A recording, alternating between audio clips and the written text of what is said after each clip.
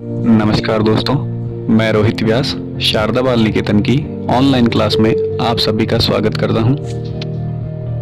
पिछले वीडियो में हमने कुछ डेफिनेशंस पढ़ी थी। जीन, युग्म विकल्पी, समयुग्मजी, विषमयुग्मजी। इस वीडियो में हम उससे आगे की जो डेफिनेशंस हैं उनकी बात करेंगे।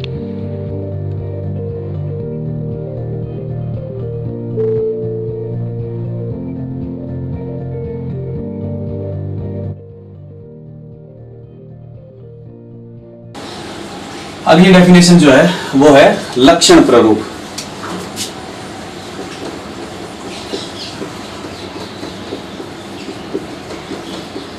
लक्षण प्ररूप जिसे कहा जाता है फिनोटाइप।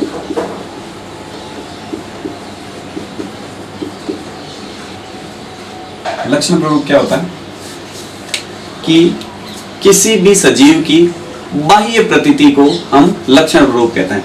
बाह्य प्रतीति का मतलब क्या होता है कि आप किसी भी पौधे को या किसी भी सजीव को बाहर से देख रहे हो तो बाहर से देखने पर उसकी क्या क्या चीजें हमें पता चल रही है, ठीक है, वो क्या कहलाती है, उसकी फिनोटाइप या फिर उसका लक्षण प्रारूप कहलाता है। ठीक है, जैसे ये पादप है शुद्ध लंबा। शुद्ध लंबा मतलब ये आपको लंबा दिखाई देगा। ये है शुद्ध बौना, यानी ये आपको बौना दिखाई देगा। अब ये है संकर लंबा या फिर अशुद्ध लंबा। अब संकर लंबे का मतलब क्या है कि इसमें लंबेपन का भी जीन है और बौनेपन का भी जीन है, एक साथ दोनों मिक्स हो रखे हैं। तो इस पादप को भी जब अपन देखेंगे तो ये कैसा दिखाई देगा, लंबा ही दिखाई देगा। देखने में नहीं पता चलेगा हाँ चलो लंबे वाला सबसे ज्यादा लंबा है, बौने वाला सबसे छोटा है, ये बीच का है संकर लंबा जो है, इस तरह से नहीं होता। ठीक है ना, संकर लंबा है मतलब ये होगा तो ये भी हाइट में लंबे जितने, लेकिन इसमें बौनेपन का लक्षण अंदर विद्यमान है जो कि बाहर से देखने पर आपको नहीं पता चलेगा। ठीक है ना, तो इस तरह के लक्षण जो हमें केवल बाहर से देखने से पता चलते हैं वो क्या कहलाते हैं, या बाह्य प्रतीति, उसे अपन क्या कहते हैं, लक्षण प्ररूप या फिर फिनोटाइप कहते हैं। यानी किसी सजीव की बाह्य प्रतीति को, यानी बाहर से देखने पर उस सजीव के किन किन गुणों के बारे में पता चलता है, वो क्या हो जाएगा, उसका फिनोटाइप हो जाएगा या फिर उसका लक्षण प्ररूप हो जाएगा। तो ये तीनों ही पादप, शुद्ध लंबा अगर आप इसको देखोगे तो लंबा दिखेगा, ये पादप देखोगे तो ये बौना दिखेगा, और ये जो संकर लंबा ये कैसा दिखाई देगा, लंबा ही दिखाई देगा। यानी शुद्ध अशुद्ध का पता नहीं चलता, यानी समयुग्मजी विषमयुग्मजी का पता हमें बाह्य प्रतीति से यानी लक्षण प्ररूप से नहीं पता चलता किसी भी पादप के बारे में। अगर हमें उसके लक्षण प्ररूप और जीन प्ररूप के उसके समयुग्मजी और विषमयुग्मजी के बारे में पता लगाना है कि ये पादप शुद्ध है या फिर संकर है, तो उसके लिए क्या करना पड़ेगा, उसके अंदर जाना पड़ेगा, उसके अंदर झांकना पड़ेगा, उसकी जीनोटाइप के बारे में यानी उसके जीन प्ररूप के बारे में पता करना पड़ेगा कि इसका जीन प्ररूप क्या है। जीन प्ररूप पता चलते ही पता चल जाता है कि ये पादप शुद्ध है या फिर अशुद्ध, यानी समयुग्मजी है या फिर विषमयुग्मजी है। तो लक्षण प्ररूप की परिभाषा हो जाएगी किसी सजीव की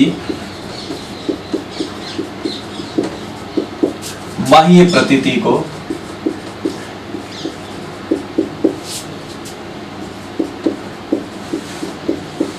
लक्षण प्रारूप या फिर फिनोटाइप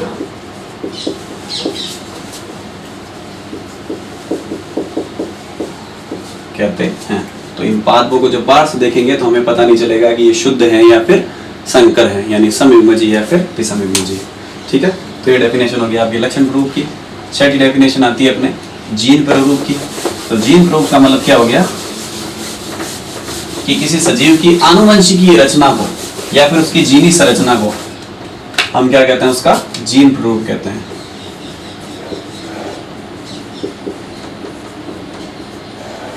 किसी सजीव की आनुवंशिकी संरचना या फिर उसकी जो आंतरिक रचना है उसे क्या कहा जाता है, जीन प्ररूप। अगर हमें किसी पादप का जीन प्ररूप पता है तो हमें पता चल जाएगा कि वो पादप शुद्ध है या फिर अशुद्ध है, या समयुग्मजी या फिर विषमयुग्मजी है। ठीक है, तो किसी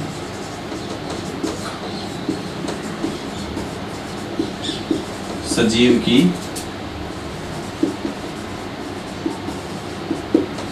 आनुवंशिकीय संरचना को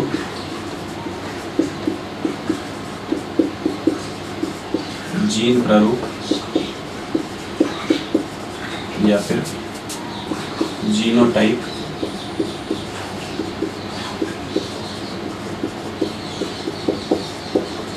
कहते हैं। ठीक है, इनके बारे में और आगे आएगा। तो अपन संकरण जब करवा कर देखेंगे तब और ज़्यादा डिटेल में पता चलेगा कि किस तरह से लक्षण ग्रुप और जीन ग्रुप निकालते हैं। ठीक है ना, इनका कुछ रेशियो निकलता है, वो आगे जाके अपन देखेंगे। ठीक है, तो ये होगी अपने लक्षण ग्रुप और जीन ग्रुप के बारे में। तो हमने ये जो 6 डेफिनेशंस पढ़ी हैं, जीन, युग्म विकल्पी, समयुग्मजी, विषमयुग्मजी, लक्षण ग्रुप, जीन ग्रुप, उनको एक बार और अच्छे से रिवाइज करने के लिए जो मेंडल ने मटर के पौधों पर जो रिसर्च की थी, उनको एक थ्योरेटिकल रूप से अपन एक चार्ट के माध्यम से या फिर कह सकते हैं एक चेकर बोर्ड मेथड होता है उसके द्वारा समझ कर देखते हैं। ये जो डेफिनेशन है ये आपको और अच्छी तरीके से क्लियर हो जाएगी। ठीक है ना, तो मेंडल ने क्या किया था कि मटर के पादप लिए थे, उनके ऊपर संकरण प्रयोग करवाकर अगली पीढ़ियां प्राप्त करके देखा था कि किस किस तरह के रिजल्ट मिलते हैं, और उन्हीं पर बेस्ड ये सारी टर्मिनोलॉजी है।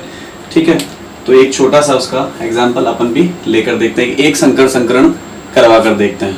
ठीक है, एक संकर संकरण का मतलब होता है जिसमें केवल एक लक्षण की वंशागति को ध्यान में रखते हुए वो संकरण प्रयोग करवाया जाता है। तो अपन क्या लेंगे कि जो पादप की आकृति है, ठीक है, जैसे लंबा और बौना, जिसके 2 विकल्प हैं या जिस जीन के 2 स्वरूप हैं, तो केवल अपन उस एक लक्षण को ध्यान में रखते हुए ये संकरण प्रयोग करवा कर देखते हैं। ठीक है, तो एक पादप लिया अपन ने कैपिटल टी और एक लिया स्मॉल टी। ठीक है, कैपिटल टी और स्मॉल टी। अब इनके नाम अपन जानते हैं। ठीक है, दोनों समान हैं, इसका मतलब ये हो जाएगा समयुग्मजी, और लेटर कौन सा है, कैपिटल है, इसका मतलब ये हो जाएगा लंबा, तो इसका नाम हो जाएगा समयुग्मजी लंबा। और इसी तरह से दोनों समान हैं, जीन के 2 स्वरूप हैं ये, तो समयुग्मजी, और छोटा वाला टी है स्मॉल टी, इसका मतलब इसका नाम हो जाएगा समयुग्मजी आगे बौना। कैपिटल टी लंबे के लिए और स्मॉल टी बौने के लिए। ये अपन ने 2 पादप लिए हैं। अब इनके बीच में अपन संकरण करवाने वाले हैं, तो ये अपने लिए क्या हो गए, जनक पादप हो गए। तो इन्हें अपन कह देंगे जनक पीढ़ी, इंग्लिश में कहते हैं पेरेंटल जनरेशन।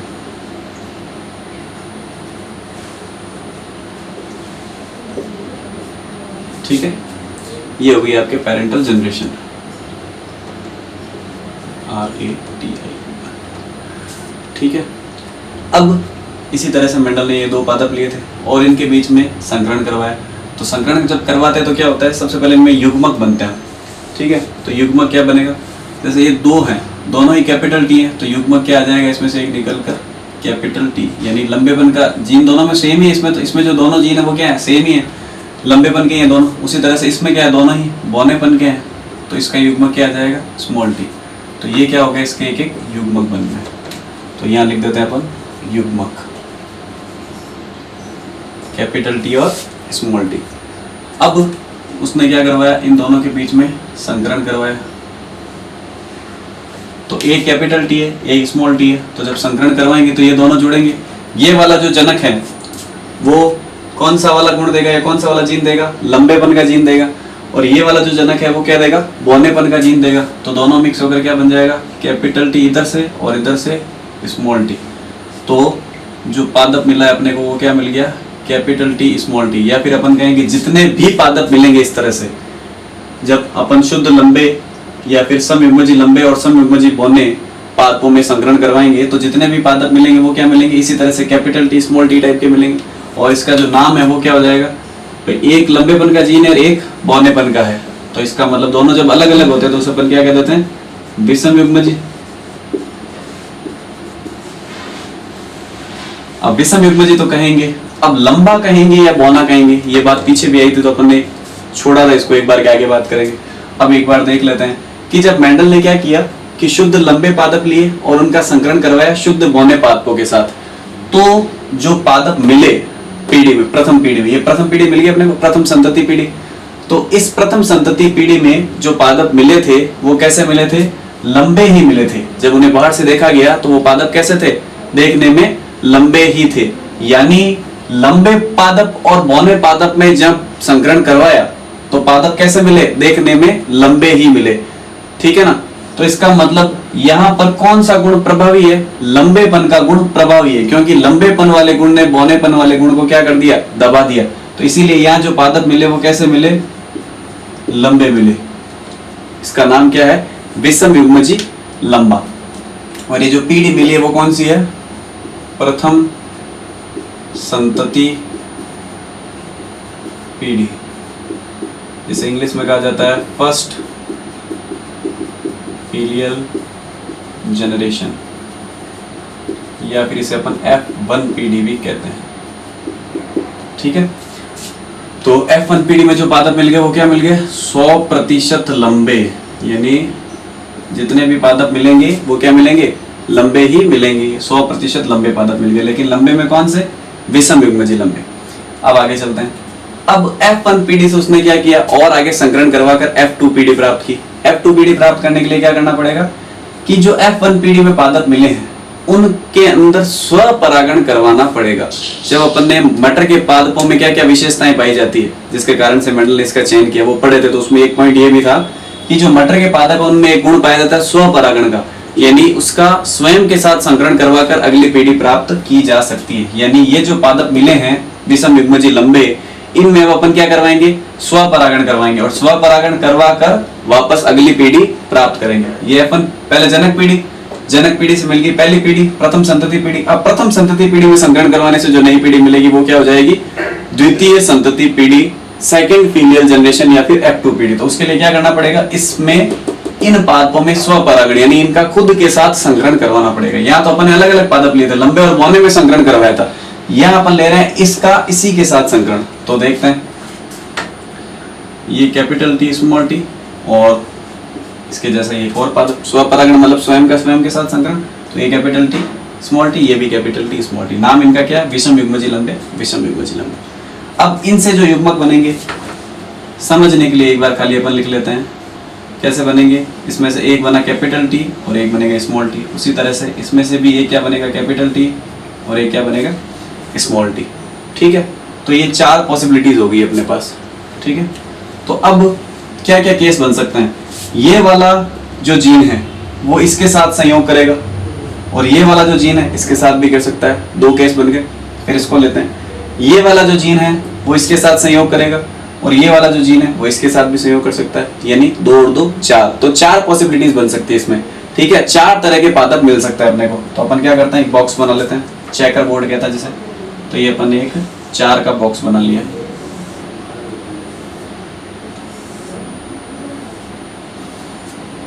ठीक है, और जो जो पॉसिबिलिटीज है उनको ऊपर लिख दिया। ये कैपिटल T स्मॉल t, ये कैपिटल T स्मॉल t। ये 4 पॉसिबिलिटीज हो सकती थी, चारों लिख दिए अपन ने। ठीक है, अब इनमें एक छोटी सी फॉर्मेलिटी और करनी पड़ती है अपने को कि एक को क्या मानना पड़ता है? नर, और एक को क्या मानना पड़ता है? मादा। तो मान लेते हैं ये जो ऊपर वाले ये लिए अपन ने विषम युग्मजी वाले युग्मक, ये मान लेते हैं नर के हैं। नर के लिए कुछ ऐसा सिंबल प्रयोग किया जाता है और मादा के लिए कुछ ऐसा। यहाँ मैं बना देता हूँ अलग से। ये नर के लिए प्रयोग करते हैं अपन और ये मादा के लिए। ठीक है, तो इस तरह से ये इनके युग्मक अपन यहाँ पर ले लिए। अब देखते हैं इनमें संकरण करवाकर। ठीक है, तो ये वाला जीन जो है ये इसके साथ जुड़कर क्या बनाएगा? Capital T, capital T। ये इसके साथ जुड़कर क्या बनाएगा? Capital T small t। ये इसके साथ जुड़कर क्या बनाएगा? Capital T small t। ये बात अपन कर चुके हैं कि जो कैपिटल वाला उसको क्या लिखना होता है? पहले लिखना होता है। अब उसका कारण भी अपन ने यहाँ पर देख लिया। कारण क्या है? क्योंकि ये जो है वो किसका है? प्रभावी जीन है। ये 2 है, एक लंबेपन का जीन है, एक बौनेपन का जीन है। तो जो स्वयं को प्रकट कर पा रहे हैं, यहाँ पौधे कैसे मिल रहे हैं? लंबे मिल रहे हैं। लंबे मिल रहे हैं इसका मतलब लंबापन प्रभावी है, तो प्रभावी वाले को पहले लिखेंगे ना अपन। तो इसीलिए यहाँ पर लंबे कैपिटल T को पहले लिखते हैं और स्मॉल t को बाद में लिखते हैं, और लास्ट में क्या हो जाएगा? Small t small t। तो ये अपने को क्या मिल गई? द्वितीय संतति पीढ़ी, सेकंड फीलियल जनरेशन, जिसे अपन कह देंगे F2 पीढ़ी भी। ठीक है, तो इस तरह से मेंडल ने क्या किया? 2 पादप लिए, उनमें संकरण कराया, पहली पीढ़ी प्राप्त की। पहली पीढ़ी के पादपों में स्वपरागण करवाकर दूसरी पीढ़ी प्राप्त की, तो ये उसने कंटिन्यूस प्रोसेस किया, आगे तीसरी पीढ़ी भी प्राप्त कर सकते हैं, चौथी पीढ़ी भी प्राप्त कर सकते हैं। तो ये सारे उसने एक्सपेरिमेंट किए। अब इसमें से ही वो सारी डेफिनेशंस निकल कर आई। सबसे पहले थी जीन की। तो जीन क्या था कि कोई भी एक लक्षण है उसको नियंत्रित करने के लिए कुछ कारक होते हैं, उन कारकों को जीन कहते हैं। तो जैसे आकृति, ठीक है, ये एक लक्षण है, उस लक्षण को नियंत्रित कौन करेंगे? कारक। उन कारकों को अपन क्या कह देंगे? जीन कह देंगे। तो ये लंबेपन का जीन, ये बौनेपन का जीन। दूसरी बात आई थी युग्म विकल्पी, कि जो जीन है वो हमेशा क्या रहते हैं? युग्म में रहते हैं, जोड़े में रहते हैं। तो यहाँ अपन देख पा रहे हैं ये जो जीन क्या है? जोड़े में है, एक साथ दो है, ठीक है। तो जीन हमेशा किस में रह रहे हैं? जोड़े में रह रहे हैं। तो ये क्या हो गए? युग्म विकल्पी हो गए, ठीक है। जोड़े में भी रहते हैं और एक दूसरे के विकल्प भी होते हैं, जैसे लंबा और बोना, ठीक है। तो युग्म विकल्पी हो गए। फिर उसके बाद तीसरी डेफिनेशन थी अपनी समयुग्मजी, कि अगर जो जीन के दोनों विकल्प हैं वो दोनों समान हैं, तो ये कैपिटल टी समान हो गए, ये स्मॉल टी समान है। तो जब ये दोनों विकल्प समान होते हैं तो उसे अपन क्या कहते हैं? समयुग्मजी कहते हैं। तो इसीलिए इसका नाम क्या पड़ गया? समयुग्मजी लंबा। इसका नाम क्या पड़ गया? समयुग्मजी बौना, क्योंकि कैपिटल लंबे के लिए और स्मॉल बौने के लिए। फिर चौथी डेफिनेशन थी विषम युग्मजी की, कि जब लक्षण, किसी लक्षण को नियंत्रित करने वाले जीन के जो दोनों विकल्प हैं वो दोनों असमान हो, असमान है, एक लंबेपन का जीन और एक बौनेपन का जीन, तो उसे अपन क्या कह देंगे? विषम युग्मजी कह देंगे। तो ये आ गया विषम युग्मजी। लंबा क्यों कहेंगे? क्योंकि जब उसने प्रैक्टिकल करके देखा तो यहाँ पर जो पौधे मिल रहे थे वो देखने में कैसे मिल रहे थे? लंबे मिल रहे थे, यानी लंबेपन का गुण क्या था? प्रभावी था, इसलिए इनका नाम क्या पड़ गया? विषम युग्मजी लंबा है, इसीलिए इनको विषम युग्मजी बौना नहीं कहते हैं अपन। तो सारे पौधे कैसे मिल गए? 100% लंबे। फिर पांचवी डेफिनेशन थी लक्षण प्ररूप, और छठी थी जीन प्ररूप। वो क्या होते हैं एक बार वो भी देख लेते हैं। अब यहां तक का मामला क्लियर हो गया। दो पौधे, उनमें संकरण करवाकर पहले पीढ़ी में स्वपरागण करवाकर दूसरी पीढ़ी, ये कुछ रिजल्ट्स आ गए। अब इन रिजल्ट्स पे और थोड़ा अपने को अंदर तक जाना है, जिसके कारण से अपने को पता चलेगा कि ये जीन प्ररूप, लक्षण प्ररूप, ये सारी घटनाएं क्या है। डेफिनेशन तो अपने देख ली कि लक्षण प्ररूप क्या है? बाह्य प्रतीति, यानी बाहर से देखने से जो पता चलेगा वो लक्षण प्ररूप। और जीन प्ररूप की डेफिनेशन अपने क्या देखी? आनुवंशिकी रचना, यानी आंतरिक जो रचना है उसके द्वारा अपने को क्या पता चलेगा? जीन प्ररूप के बारे में। तो अब जीन प्ररूप और लक्षण प्ररूप निकालते कैसे हैं उनके बारे में थोड़ी सी और चर्चा कर लेते हैं। तो ये मेंडल ने द्वितीय संतति पीढ़ी या फिर F2 पीढ़ी प्राप्त की थी। अब इसका अपन लक्षण प्ररूप और जीन प्ररूप निकाल कर देखते हैं। तो ये जो टेबल है इसमें 4 कॉलम अपन ने देखे, ये 4 पॉसिबिलिटीज अपने पास आई थी। तो इस पूरी टेबल को अपन मान लेते हैं 100% के बराबर। ये जो 4 कॉलम है वो किसके बराबर है? 1 2 3 4 मिलाकर है 100%। तो एक कॉलम का वेटेज कितना हो जाएगा? 100/4, यानी 25% के बराबर। तो एक कॉलम कितना वेटेज रख रहा है? 25% का वेटेज रख रहा है। बस इतना सा ध्यान रखना अपने को, ठीक है, और कोई लॉजिक नहीं। तो एक कॉलम 25% वेटेज रख रहा है। तो अब अपन देखते हैं कि कितने कॉलम है, उसमें क्या क्या चीजें है अपने लिए। तो सबसे पहला उसमें आ रहा है कैपिटल टी। तो इस पौधे को जब अपन देखेंगे तो अपने को कैसा दिखाई देगा? लंबा। इसका नाम क्या है? दोनों समान है, तो समयुग्मजी लंबा है। तो समयुग्मजी मतलब शुद्ध लंबा है, तो शुद्ध लंबा तो लंबा होता ही है, कोई दिक्कत नहीं है। तो ये पादप कैसा हो जाएगा? लंबा हो जाएगा। फिर दूसरा है कैपिटल टी और स्मॉल टी, यानी इसमें एक तो लंबेपन का है और एक बौनेपन का है। तो इसे ऐसे पादप को अपन क्या कहते हैं? विषम युग्मजी लंबा। तो विषम युग्मजी लंबा भी जब बाहर से देखते हैं तो कैसा लगता है? लंबा ही दिखता है, यानी ये पादप भी कैसा है? लंबा ही है। सेम ही विषम युग्मजी लंबा, ये भी लंबा है। तो 1 2 और 3 ब्लॉक, तीनों ब्लॉक किसके आगे? लंबे पादप हो गए। चौथा स्मॉल टी, इसमें क्या है? दोनों ही जो जीन्स हैं वो क्या है? जीन के जो दोनों ही विकल्प है वो क्या है? बौनेपन के हैं, यानी ये पादप कैसा है? समयुग्मजी या फिर शुद्ध बौना है। तो 3 ब्लॉक तो लंबे पादप हो गए और एक ब्लॉक क्या है? बौने पादप होगा। तो अपन ने बात की थी एक ब्लॉक किसके बराबर है? 25% के। तो 25 25 25 75, तो 75% पादप तो हो गए लंबे जब अपन F2 पीढ़ी प्राप्त करेंगे तो, और 25% पादप हो गए बौने।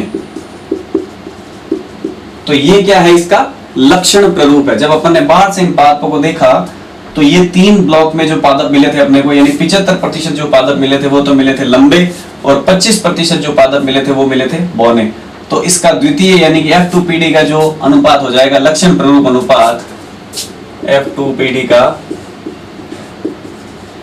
जो फिनोटाइप,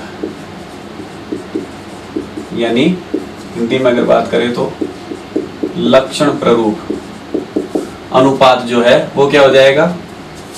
75% अनुपात 25%। अगर इसको काटे 25 के पहाड़े से तो क्या हो जाएगा 3:1। यानी F2PD का जो अपने को लक्षण प्ररूप मिलेगा वो 3:1 मिलेगा। यानी कि 75% पादप तो हमें लंबे मिलेंगे और 25% पादप हमें क्या मिलेंगे, बौने मिलेंगे। ये बाहर से देखने से पता चलेगा। अब बाहर से ही क्यों, अपन ने तो इसका पूरा पोस्टमार्टम कर दिया है कि किस किस तरह के पादप है, समयुग्मजी विषमयुग्मजी भी पता चल गया अब तो अपने को। तो अपन जीन प्ररूप के बारे में पता लगा सकते हैं। तो अब दूसरी बात करते हैं अपन F2PD का जीन प्ररूप यानी कि जीनोटाइप। ठीक है, F2PD का जीन प्ररूप यानी कि जीनोटाइप। तो जीनोटाइप कैसे पता चलेगा? तो जीनोटाइप में अपन क्या देखते हैं कि पादप शुद्ध है या फिर संकर है, यानी समयुग्मजी है या फिर विषमयुग्मजी है। तो देखते हैं पहले वाला जो पादप है कैपिटल टी। तो जब दोनों समान होते हैं तो इसे अपन क्या कहते हैं, समयुग्मजी लंबा। ठीक है, तो एक ब्लॉक है यानी 25% तो मिल गए अपने को समयुग्मजी लंबे पादप।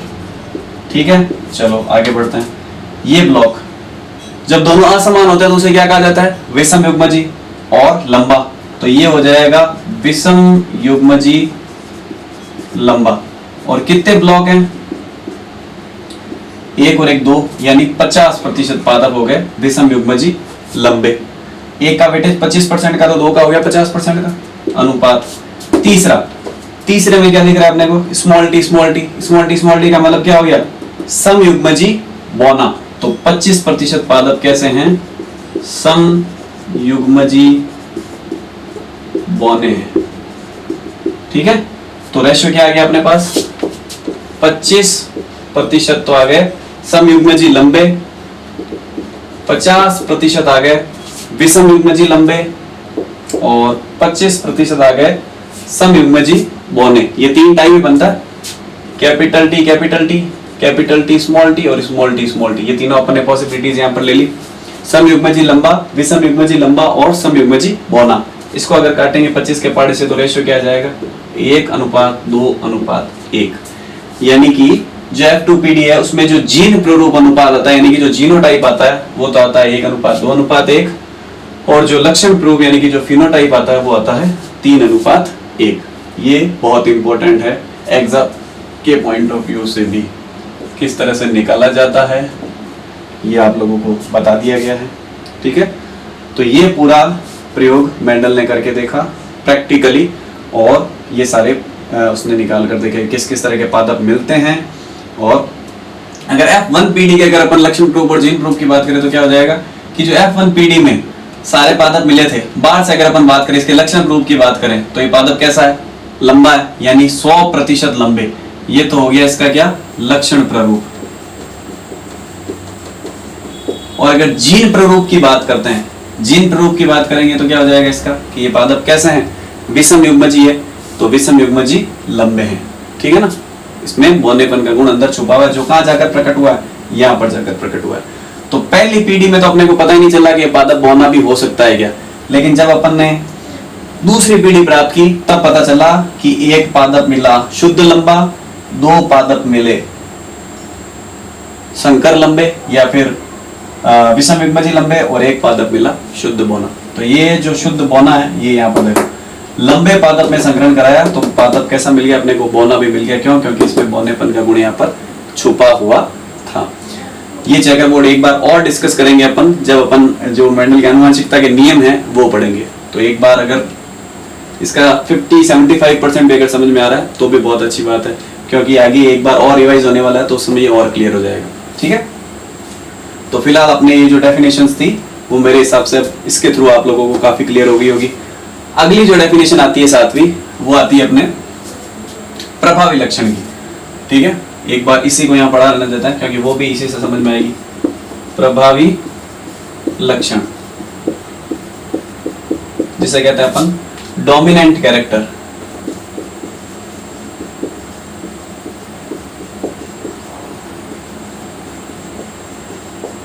डोमिनेंट कैरेक्टर, तो प्रभावी लक्षण की डेफिनेशन क्या है कि वह लक्षण जो स्वयं को F1PD में प्रकट करता है वो क्या कहलाता है, प्रभावी लक्षण कहलाता है। जैसे कि अपन ने देखा कि अपन ने 2 पादप लिए, एक पादप लिया लंबा और एक लिया बौना। उनके बीच में संकरण कराया तो पादप मिला विषम युग्मजी लंबा। देखने से कैसा लग रहा था? लंबा लग रहा था। इसका मतलब क्या हुआ कि दोनों में से कौन सा लक्षण प्रभावी है? लंबे और बौने में से लंबे वाला गुण प्रभावी है। उसने क्या कर दिया? बौनेपन वाले गुण को दबा दिया, उसको प्रकट ही नहीं होने दिया। इसका मतलब जब लंबे और बौने में संकरण कराएंगे तो पादप कैसे मिलेंगे? लंबे मिलेंगे। अब वो अलग बात है कि उसमें बौनेपन का गुण छुपा है, वो कहां पता चलता है? अगली पीढ़ी और प्राप्त करनी पड़ती है। जब दूसरी पीढ़ी और प्राप्त करते हैं तब जाकर पता चलता है कि अच्छा इसमें बौनेपन का गुण भी छुपा हुआ था, पहली पीढ़ी में हम ये बात पता नहीं लगा पाते। ठीक है, तो प्रभावी लक्षण क्या हो गया कि जब या फिर वह लक्षण जो स्वयं को F1 पीढ़ी में, ये पहली पीढ़ी है, F1 पीढ़ी है, F1 पीढ़ी में स्वयं को प्रकट करता है, वो क्या होता है? प्रभावी लक्षण कहलाता है। डेफिनेशन आप लोग नोट कर लीजिएगा। वह लक्षण जो स्वयं को F1 पीढ़ी में प्रकट करता है प्रभावी लक्षण कहलाता है। ठीक है, अब बात आती है अगली परिभाषा की, वो है अप्रभावी लक्षण।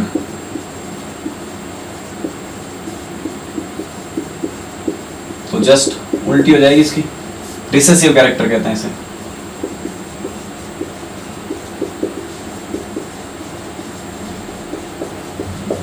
रिसेसिव कैरेक्टर्स, ठीक है ना। तो रिसेसिव कैरेक्टर से अप्रभावी लक्षण क्या हो जाएंगे? बस सिंपल सी बात है कि वह लक्षण जो स्वयं को F1 पीढ़ी में प्रकट नहीं कर पाते हैं वो क्या कहलाते हैं? अप्रभावी लक्षण। जैसे आपने लंबा और बौना पादप लिया, मिला कौन सा? लंबा, तो लंबेपन का लक्षण तो हो गया प्रभावी। कौन सा नहीं मिला? बौनेपन का नहीं मिला, क्योंकि एक भी पादप बौना नहीं मिलेगा। यहाँ पर आपको सारे के सारे कैसे मिलेंगे? 100% लंबे मिलेंगे।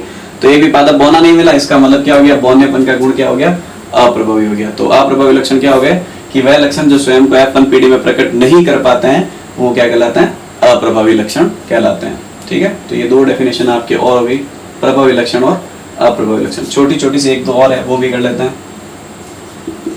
एक संकर संकरण, अगली डेफिनेशन आती है एक संकर संकरण। Mono hybrid cross.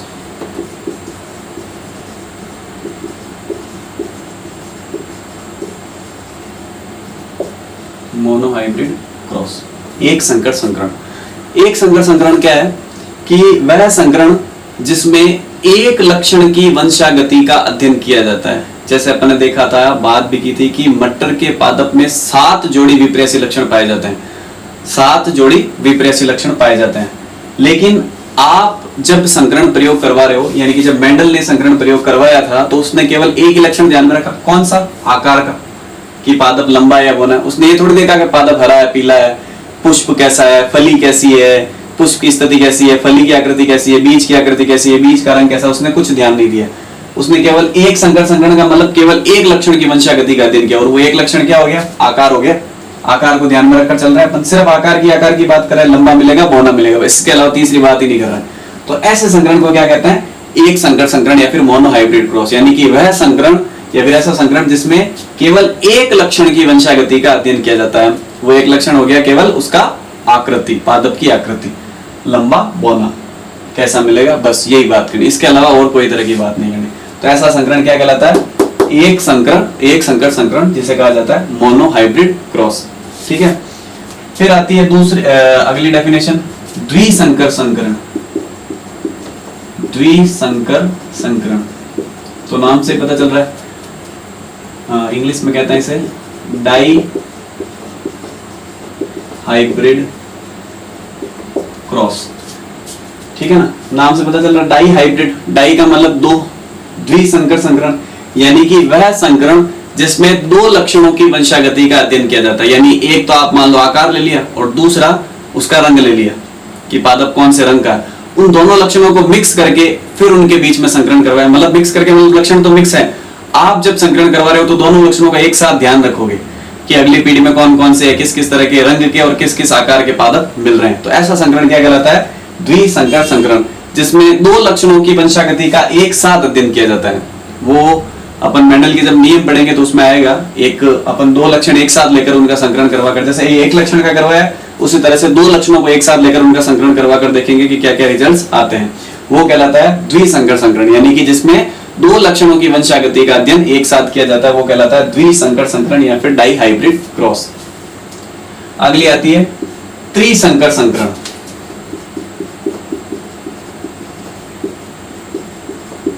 यानी ट्राई हाइब्रिड क्रॉस।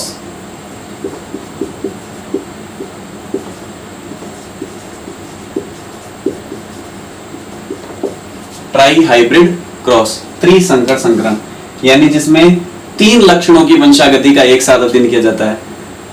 आकृति ले ली, रंग ले लिया, बीज का रंग ले लिया, बीज की आकृति साथ में और ले ली, तो ऐसे 3 लक्षण एक साथ ले लिए और उन तीनों पर अपन ध्यान रख रहे हैं। उस 3 के अलावा जो बचे हुए 4 लक्षण है या बचे हुए 4 जो गुण है उन पर कोई भी तरह का ध्यान नहीं दे रहे हैं। तो उन 3 लक्षणों की वंशागति का जो अध्ययन करेंगे वो क्या कहलाएगा? त्रिसंकर संकरण या फिर ट्राई हाइब्रिड क्रॉस।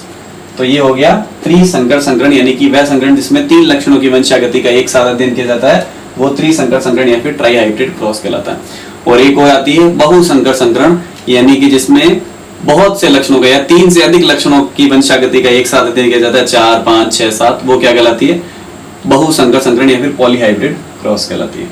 ठीक है, तो ये हो गई कुछ डेफिनेशंस जेनेटिक्स टर्मिनोलॉजी। आगे की जो डेफिनेशन है वो अपन नेक्स्ट वीडियो में कवर करने की कोशिश करेंगे। Thank you.